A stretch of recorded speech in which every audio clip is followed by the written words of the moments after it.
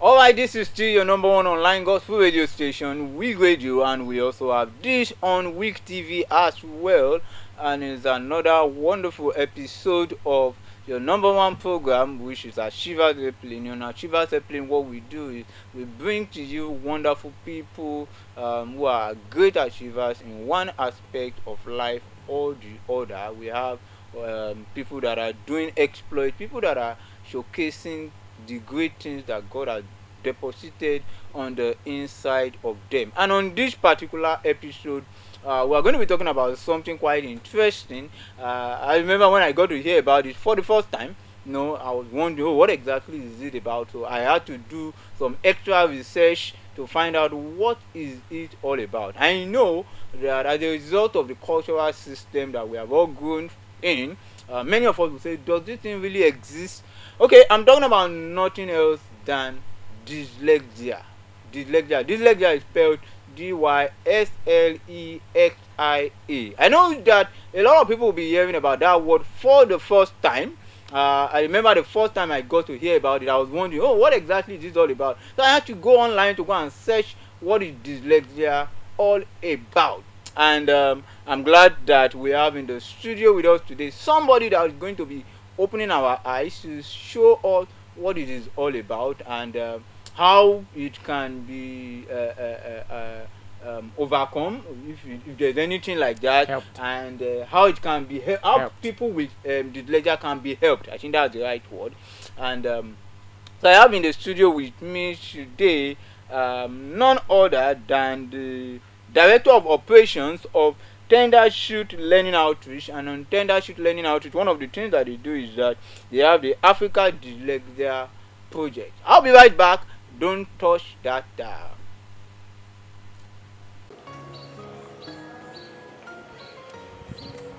Hey there, are you tired of listening to contents that are not edifying your spirit, soul, and body? Then you should subscribe to Week Radio on YouTube, where we give you edifying gospel content that lift up your spirit, soul, and body, and also build your relationship with God. Subscribe to Week Radio today. Subscribe. Alright, you're welcome back. Like I said earlier on, we are talking about dyslexia, and I have in the studio with me the Director of Operations of Tender Shoot Learning Outreach, and also in charge of Africa Dyslexia Project, and I'm talking about none other than Mr. Kolade Adesanya. Mr. Kolade Adesanya. Mr. Kolade, you're welcome to Week Radio and Wisdom Gate Television. Thank you so much for honoring our invitation to do this together, to create awareness and educate people about dyslexia. Now, I just talked about dyslexia, and then people are wondering, what is this again? It's just another big English word. So, what exactly is dyslexia? Thank you very much. Before I say anything, I want to first of all appreciate you and what you're doing. I want you to know that you're doing a very, very great so work. much, sir.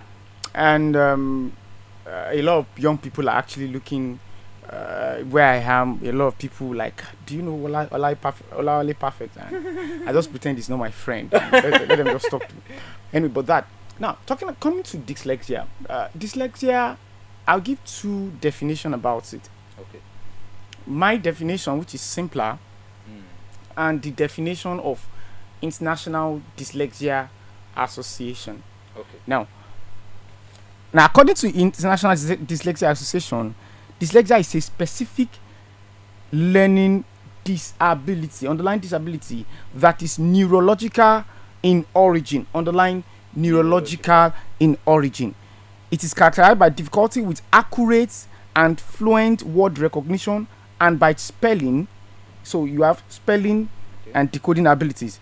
These difficulties typically result from a deficit phonological component of language that's often expected in relations to other cognitive ability. Its secondary consequence may include reading comprehension and reduced reading experience. That definition, I just want to pick one or two things out of it. First is that it is seen as a disability, albeit an hidden disability. In fact, that's the challenge. there are obvious disability like loss of limbs, loss of hands, loss of eyes. If someone is visually impaired, everybody knows. Everybody. If someone has their arms, probably amputated, it's obvious that, oh, this person, yeah. But dyslexia is an hidden disability. Although I wouldn't want to call it a disability, but for the sake of the definition, let's call it a disability. So it's an hidden disability. You cannot see it because it is neurological in nature. Neurological means it deals with the brain. Wow. It's inside the brain. The problem is inside the brain, and the person acts normal. It's not like even Down syndrome that okay, fine, Down syndrome. When someone has Down syndrome, it's almost easy to say, oh, there's something. Yeah, something is wrong with this person, including autism. That's a behavioral this thing that okay. But dyslexia is not like that. It's hidden, and so that's the first thing. Then the second thing I want to actually put in is that I think the two things is it's a disability and it's a what? Neurological this thing. Now let's come to my definition, because that definition is for Igbo people. I'm interested in your own definition now, because your own definition will probably be able to encompass the Nigerian audience. Now, in simple terms, dyslexia is a natural mental condition in people that makes them to have learning. Now, in bracket, that learning is split into 4: reading, writing, spelling, and comprehension. Okay, I think we should take it again. Reading, writing, spelling, and comprehension. Reading is ability to decode. Okay, this is what is this is a book. What is here is So that's writing is ability to write it down. Okay. Spelling is okay, you don't look at it. Okay, tell me what you saw. Then comprehension is, thank God you can read, you can write. Now what you have read, decode something, bring something out of it. Now dyslexia used to manifest in these 4 majorly cardinal aspects. Okay. And that is because dyslexia is first of all a language problem. And language is the primary source of learning. Now, even if we were talking the other time and we're like, okay, fine, people now like visual learning. But even anytime things come into our brain, there's a language that processes it. If it's not processed in a language, we don't get anything. Yes. So dyslexia is first of all a language-based problem, and so if you cannot comprehend what a language is particularly saying, then that it becomes a very big issue. If you cannot read it, it's a problem. If you cannot write it, you cannot communicate it. If you cannot spell, then you are handicapped. So now, in simple terms, I said dyslexia is a natural condition that makes people have to problem with reading, writing, spelling, and comprehension problems, despite having above average intelligence. That's very important. And I said my definition says that most of those people we call, in fact, one of our slogan is everybody can learn. That's in Tendershoot Learning Outreach. Okay. Our slogan is everybody can learn. I love that. That's our slogan. In fact, we were almost choosing a slogan. There's nothing like Olodo. That would have just been too much colloquial. That's why we didn't choose that. But the issue is that there is nothing like Olodo, brain lazy people, dumb. It does not exist. Even with the people that has Down syndrome, yes, it's been told now that they have ability to learn if you can come to their level. And we've seen Down syndrome people that are painting, doing wonderful things. So that is the short. That's okay. The introduction to. I love the perspective through which we started, and it's important for me to ask at this point because you mentioned something about the fact that everybody can learn. Yeah. But then sometimes we have children who, for one reason or the other, they are not able to learn like other children. Okay.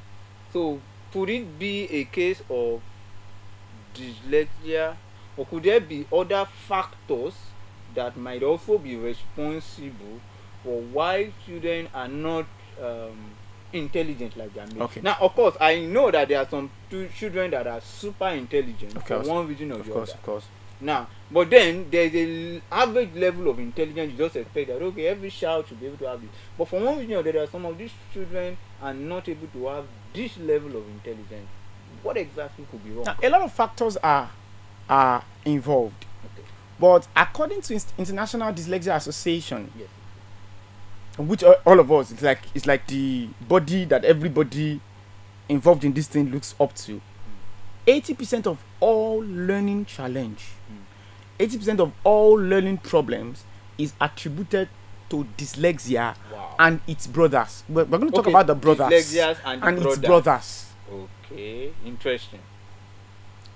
In- So it means that what you are trying to tell me is that more often than not, the reason why maybe children, let's try to focus more on children now. The reason why children will probably not be able to learn the way they should is more often than not as a result of dyslexia and In its fact, brothers. I was not really right. Dyslexia alone, Yes. dyslexia alone Wow. accounts for 80%. Wow. Now, dyslexia has brothers. I think we should find out the family members of dyslexia. Yeah, it's called this constellation. This Constellation. DYS. Okay. Constellation. Hmm. Now, in United States of America Okay. and United Kingdom, Okay. they are called specific learning disabilities. Hmm. Specific learning disabilities. Dyslexia, SLT. Dyslexia is the first one. It's problem with what? Learning. Then we have dysgraphia. That's a specific problem with writing. So 80% of people with dyslexia also have dysgraphia. Then we have dyscalculia. Now, I was actually coming to that. You know, some couple of days back, while I was pondering about this, I was discussing with one of my wonderful friends. I was saying that, oh, what's all this dyslexia thing about? That why would you say that anyone have dyslexia? It's probably because the child is not serious. It's probably because the child is not putting in as much effort as it should be. That okay, if we are talking about this child is having an issue with English, then how about me that I was not able to, grasp mathematics the way I should? And you know how, and the person began to talk about the fact that then that means that there should be a deficiency, there should be a name. He said, oh, these white people, they like to just come up with a name for different things. Then that means there should be a name for people that are finding it difficult to learn mathematics. That's dyscalculia. That was my first time, some few days back. And I want to check it, and I was like, wow, you mean there is a deficiency for people that find it difficult to comprehend mathematics? That's dyscalculia. Now, so are we going to? Okay, maybe I should allow you to first. Now, then the next where is dyspraxia. Have you ever met children? Okay. I was like that when I was young. I'm still going to tell you my story because we funny. will definitely get there. And in case you're wondering, Mr. Kolade here is not just talking from what he read on Google. So whatever it is that I am saying, I probably read it up on Google, but he's talking about what he has what I experienced personally. Yeah, so personally. he's an expert in that field. And that's the reason why we are doing this, and you can be so sure that he's talking about his personal experience. Okay, sir. Now, dyspraxia. Have you ever met a child that up till 10 he cannot button up correctly? Wow. And he's not coordinated. It's like he's not coordinated. Everybody's coordinated, arranged. His books will always be dirty, scattered. That's dyspraxia. Problem with coordination. 80% of people with dyslexia also have it. Then we have autism, like you mentioned. Yes. Although that's a behavioral challenge. Okay. It's although it's also have a little of neurological issue, but it's really the only thing is that several people, particularly girls, who have dyslexia also have autism. This is why we bring them together. You can just imagine a girl with dyslexia and also having autism. You can imagine the complication. Then there is a attention deficit disorder, stroke attention deficit and hyperactive disorder. There are two things who are under this thing. Like I have attention deficit disorder, but not. Can you explain what attention deficit disorder is? Attention deficit disorder is inability to focus or pay attention for a long time. Naturally, he can't just focus for a long time. It's not as if the person is intentionally trying to be bad, or he just does not have something that is from within. His mind is so volatile. We come there. It's so volatile that he can't for 30 minutes look at something, except for maybe like a very, very interesting visual stuff, like maybe a movie that's so captivating. But just bring 1, 2, 3, 4, 5, and then you are talking, he'll be lost. Then that's one. The elder brother of that is that there is now hyperactive disorder. That attention deficit is inside. Someone can be very cool, calm, and collected, and still have attention deficit disorder.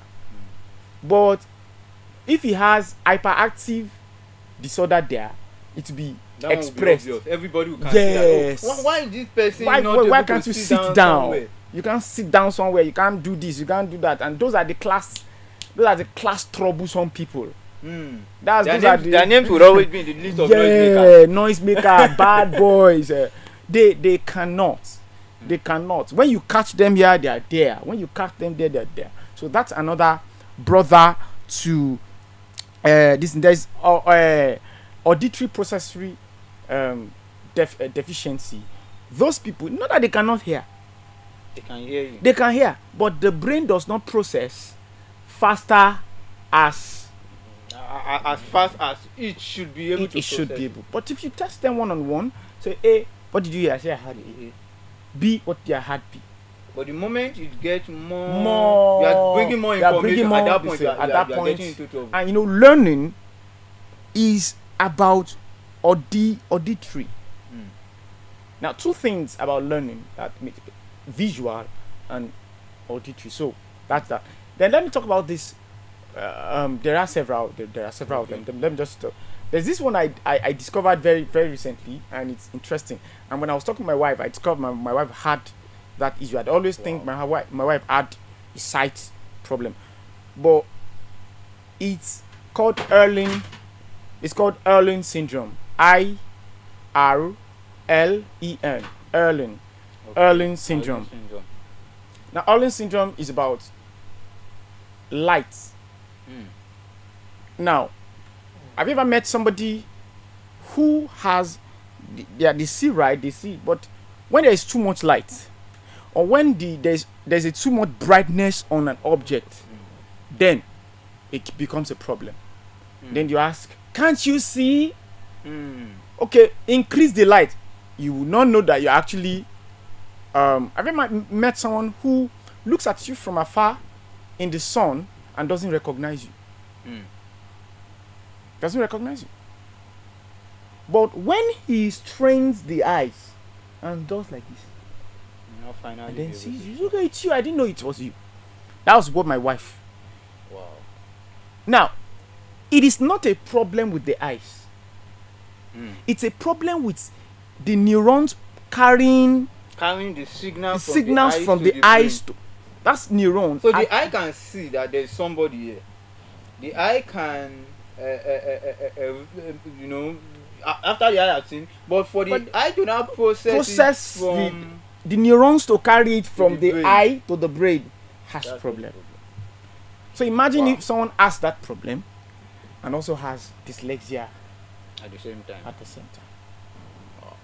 Okay, I think we should get to talk about your story Okay. because it's looking everything is looking to me like you are coming up with so many things, and I'm wondering because these are some things that maybe naturally, maybe as an elder, and then there's this young child. You see me in the sun and you're telling me you can't recognize me. I would feel like, how do you mean? Why will you tell me you can't recognize me? You should be able to see me and greet me well. And but let's start with your own story. Okay, fine. First of all, my name is Kolade Adesanya, and I'm the third of my siblings. 3. We're 3. I'm the last one. Okay. And the first 2 had very fast learning process. They can read. And we all went to the normal school, public school in those days. Okay. The name of my school suggests the kind of place I came from. Aregbe Primary School. Wow. Aregbe Primary School. In Mafuluko should be here. Okay. And then, so I am the third born, and my And elderly ones doesn't have learning. Are they both boys? No, one is a lady. Okay, one is The a first lady, is the a other one lady, is a boy. then the other. And let me say before I continue my story, I am a graduate of accountancy Wow. from Federal Polytechnic Cool. Laro, and then I'm almost through with my ICANN, Wow. even though I'm not interested in accounting. And I learned a lot. So as you look at me now, So one of the questions I'm going to reserve for you, that if it is true that dyslexia actually affect comprehension, how then were you able to navigate through all of these things? But let's continue with your story. So now, but all through my primary school, okay, I first of all went to Jelio Simi, Okay. and Jeliosimi is like kindergarten of those kindergarten. days. But then the way we run it, kindergarten is always separate. Yeah. So you go to that place we call Jelio Simi, and then when you are 6, or when your hand when your hand can get to your get to ear, this place, then you go to you school. move to the school. While I was in that kindergarten sort of institution, my mom will always be proud of me and said, "This is my last born. He's the most brilliant. He's the most intelligent." Remember in my definition, I said despite having perceived above average intelligence. So my mom will always say that, and she would ask me, "What do you want to become?"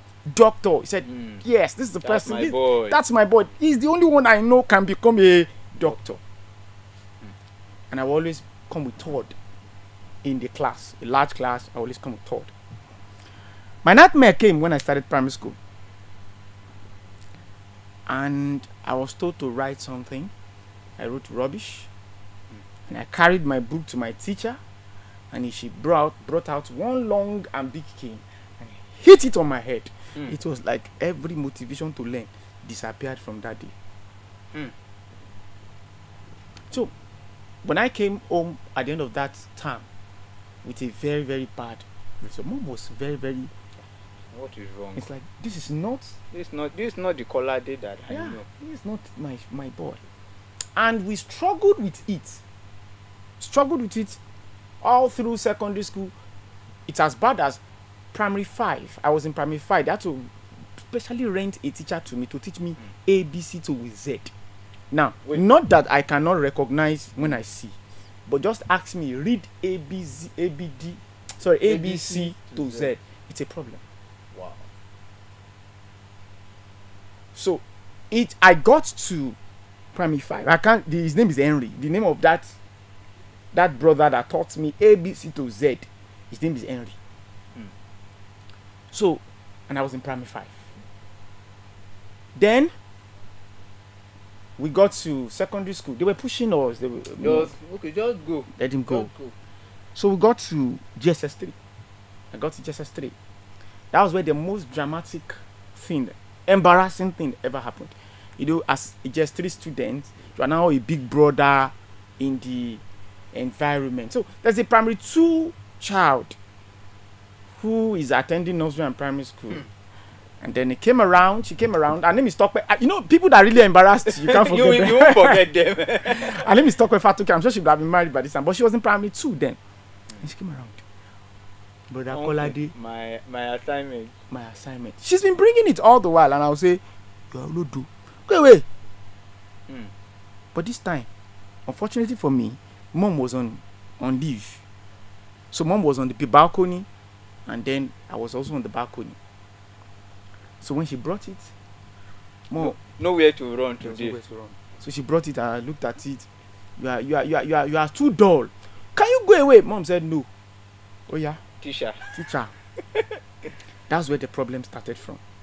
Both the GSS3 student and the primary 2 student were moving forward and coming back. Moving forward, and that was when my mom said, "Yeah, that means I'm in trouble. I'm doomed." Hey, you would not believe me, but there's no reason for me to lie. She had to go and buy A for Apple, that calendar. Wow. What class were you at then? GSS3. Wow. She had to go and buy A for Apple and paste it at the back of the door, so that even if I don't want to look at it, if I want to open the door, I will see you. I have siblings. My siblings are still alive. You can call them and confirm the story I'm actually saying. And I wouldn't lie to you. I learned 3 words from that experience. A for Apple chart, calculator, nurse, and elephant. Those 3 words, I learned it by looking at. Of course, she didn't remove it. It was there for like 5 years till we leave that. Till we left that house, that rented apartment. It was there. That was where I learned that CAL is car, is not car. The nurse, that there is something like UR, that is and elephant. Those 3 words, I learned it from there. And then when I got to SS1, I repeated. And then now there is something that happened then. After I repeated, I actually committed my life to Jesus Christ. Hallelujah. And I have to give credit to that also. Yes. So I gave my life to Jesus, and then I repeated. So in a way, I changed environment at almost every level. Everybody that knows me as a dull person, I changed the environment. I moved from spiritual, from a bad spiritual ground to a new spiritual ground.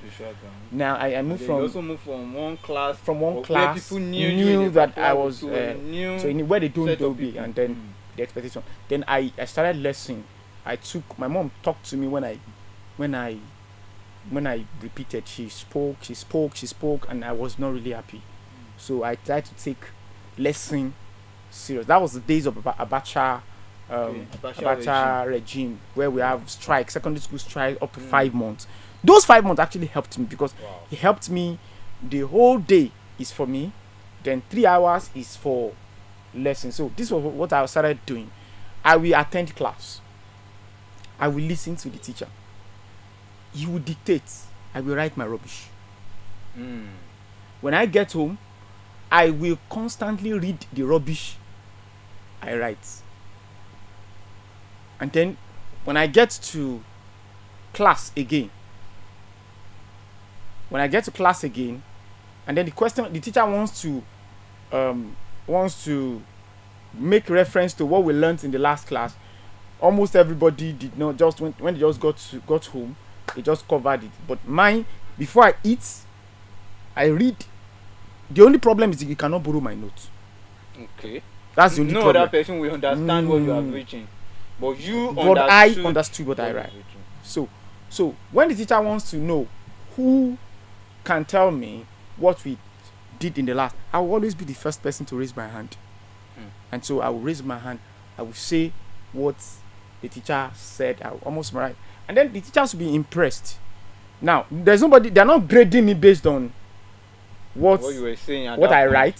But they were grading you based on the exam. No. They are not grading me based on what I Okay, wrote. based on what you write, but That- based on what I you can were say. saying. So the teachers get disappointed a little bit when we are told to write tests. But this guy used to talk well in the class. When we are told to write, I'll still get the best, but there will always be red biro circling, because I'm the one that is reading my rubbish. So I'm the one mentally most updated.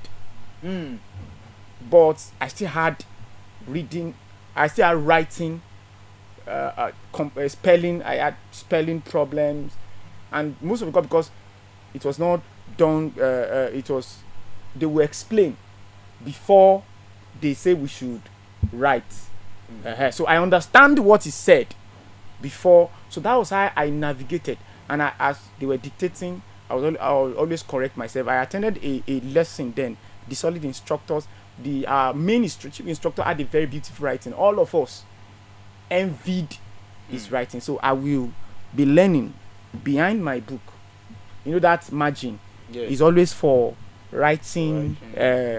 Practice. So if you check my secondary school notes, you always see there writing practice. By the time I was to get to SS2, I was the undisputed, as in repeat after I repeated now, I was the undisputed best student in my section. That's commercial class. I was even competing in mathematics, and then I discovered that there was a vista I was not actually tapping into, and the barrier is that I felt I cannot read and I cannot write.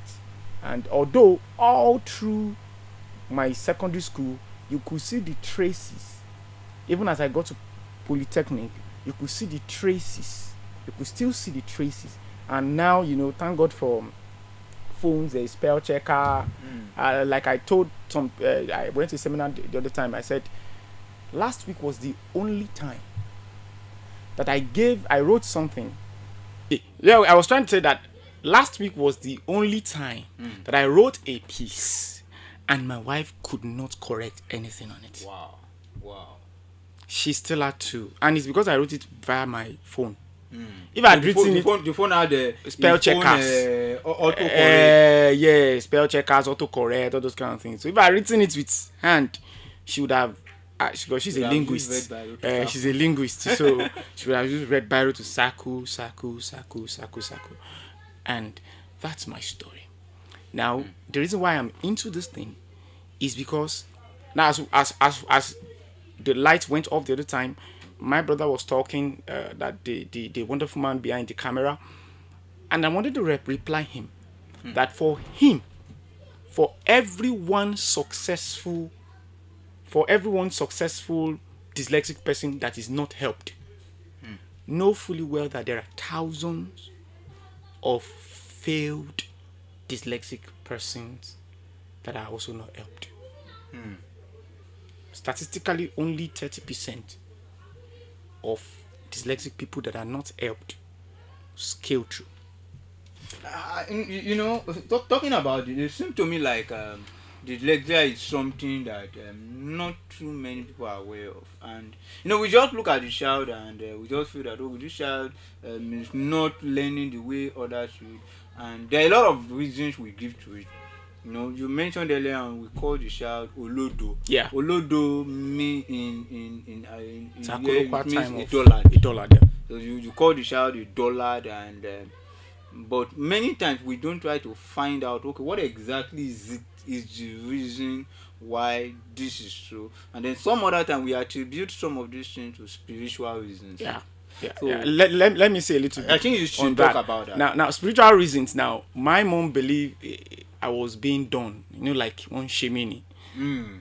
How can you have 3 children and the one that looks like the most smartest of them is having problem with reading and writing?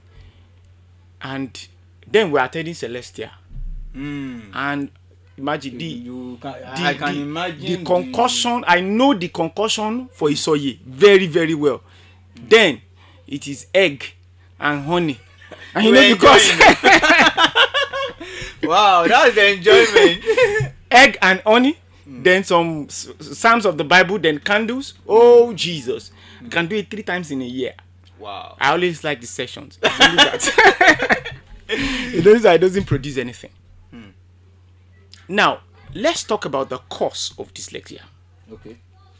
That will answer a whole lot of what is wrong with the person. And for a whole lot of things. And now, the obvious cause anyway, most 90% of dyslexic people inherit it from their parents. So, dyslexia is genetic. It's genetic. So, before a dad can tell me that I'm an Olodo person, like my dad will always threaten me that if I don't catch up, he will send me back to the village. First, it is neurological. That's why I highlighted the definition of international dyslexia. I love that definition. It is neurological in origin. Now, this is it. It is not spiritual. It's not. Okay, but are there cases where there might be spiritual reasons for some of for learning disability? I know that's a very dicey question. You don't have to answer. I'm a Christian. Okay. And I try to read my Bible very well. Yes. I don't believe learning problem has spiritual implication. Problems can be spiritual. Okay. But there are severity of dyslexia. One, and I believe that God can touch a brain. Yes. And then it picks up. Things will just change. If God touches that brain, He doesn't change it. Because dyslexia comes with good things. Wow. We need to get into that. That far outweighs the seemingly obvious. bad things. And that's where I'm going to now. Now, if you've not heard of dyslexia before, you'd have heard of right brain, left brain issue. Yes. We know that the right brain, the left brain is what controls learning. And like I will put it, all acquired knowledge, every knowledge coming from outside of our brain, knowledge from our teachers, knowledge, that's where the left hemisphere of the brain that stores it. And it processes and stores it. While everything we are going to generate from ourselves, the ingenuity, the creativity, it's with the word right hemisphere. Now, for a non-dyslexic person who accounts for 80% of a given class or a country's population, for a non-dyslexic person, when they are giving birth to, the first aspect of their brain that develops fast as possible is the left hemisphere. The right hemisphere will be growing as they grow, but the left hemisphere will grow. We will start operation right from the inception. So, and because they are 80%, they are the majority. We have learned to pattern education for them. 80%. That's why I asked the other time. That is like asking, it's like saying that women are abnormal people. If 80% of the population of the world had been males, women would have been abnormal. To see because you will assume it is abnormal. Oh, why should you be having monthly periods? Why should you say you are having menstrual cramp? We will say it's a sickness.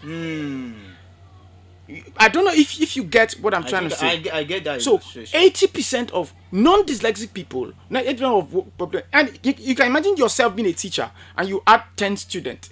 And then all the 8 of the students are doing well. These other two students. So I would assume that the problem is with those the whole system will rate you high. So if you are a perfect teacher. No, for you to be able to teach 8 students and they are doing well, okay, you are a good teacher. You are a good teacher.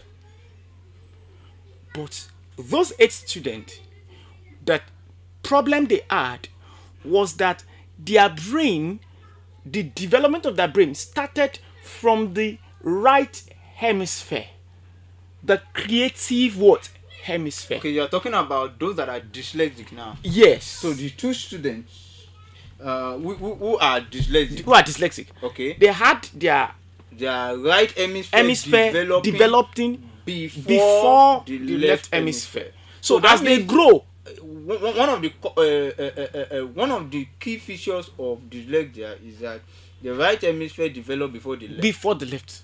Unlike in cases where for the normal person, the non-dyslexic person, the left hemisphere develops before the right hemisphere. Wow. So while you're trying to teach, it's like you have a company, and then there is office section which is always neat, which is always arranged. So I was talking about the left and the right brain and the right hemisphere. So now in the left hemisphere, there's an area called brocade area. That's what processes information when it comes in. When information is coming in, it's called brocade area. Now, like I was trying to cite an example. You have an office. You have a company, a company that has office section and then factory section. The office section is always neat. That's where you store up files for a long time, all those kind of things. Then the factory section is always very noisy, oily. Everything is, because they carry these. A lot of so things there. imagine if you would have to pass through you would have to take a audio message. Are you getting what I'm trying to say? Record an audio message, and you'll have to pass through the factory. And you are going to the less noisy place.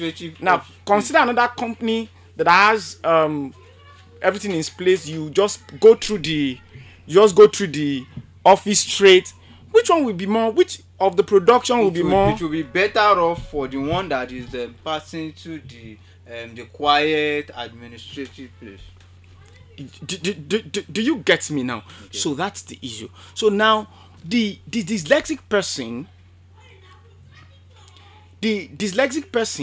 he's working more when learning process is going on. So that's why it's double embarrassing to say he's lazy, because he's trying to pass through his creative side, which is a very volatile. You can imagine the volatility of the creativity of children. Are you getting what I'm trying to say now? Now, can I imagine how, if he's dyslexic, that aspect is very, very sharp, very, very distinct. And then when you are trying to pass information, he passes through that place. So it's a longer process. Most of the time, before he gets to where it's going to, the information is lost. Are you getting what I'm trying to say? Impaired or distorted. And so he would just be lost in transit. So that's but for non-dyslexic person, it's not like that. It just learns straight. Now, but the advantage of the dyslexic person is that right hemisphere controls the creative aspect of learning. You get what I'm trying to say? So they're always good in creative aspect, and that's why you have, like I said the other time, we'll talk about that maybe in the next time we'll be meeting. I think the truth of the matter is that we really cannot exhaust all of this at this time. We definitely have to have another episode where we really need to delve into this. So I want you to stay tuned for the next episode, where we will be talking more about dyslexia, and I'm sure Mr. Kolade will definitely be with us. Remember, keep listening to Week Radio, keep watching Week TV, and we will be right back. God bless you.